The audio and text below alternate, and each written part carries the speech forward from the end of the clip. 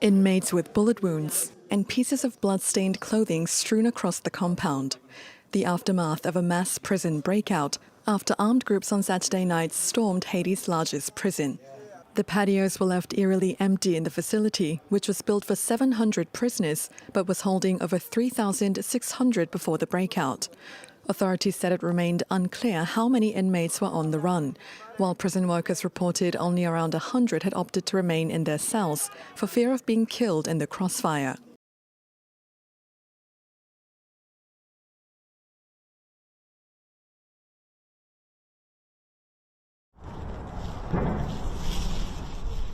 A Hamas delegation arrived to Cairo to participate in a new round of ceasefire talks. They did not comment on chances of striking a deal. Israel did not send its delegation to Cairo. They claimed Hamas failed to provide lists of the hostages who are still alive.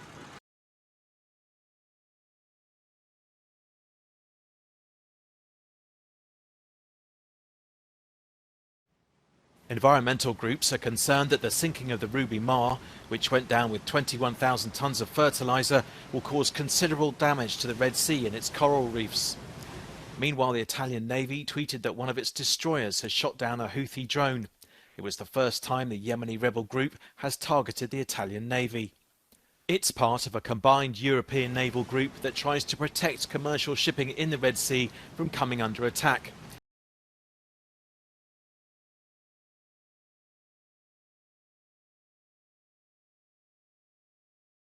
More bodies have been pulled from the site of a Russian drone strike in southern Ukraine, bringing the death toll to 12.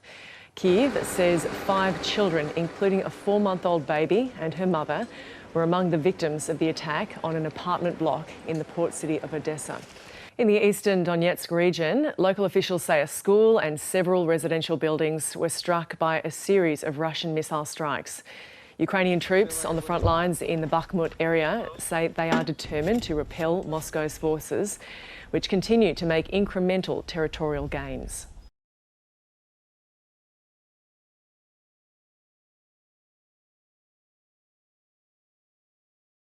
Many of the families of those missing from Malaysia Airlines flight MH370 are again holding out hope for word about their loved ones.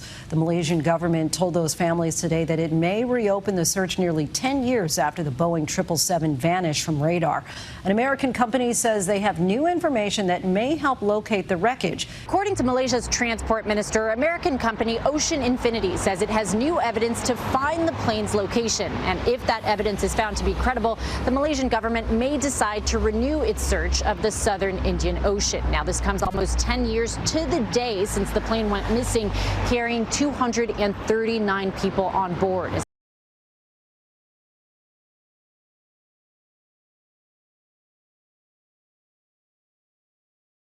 South Korea and the U.S. today kicked off their annual combined military exercise, Freedom Shield.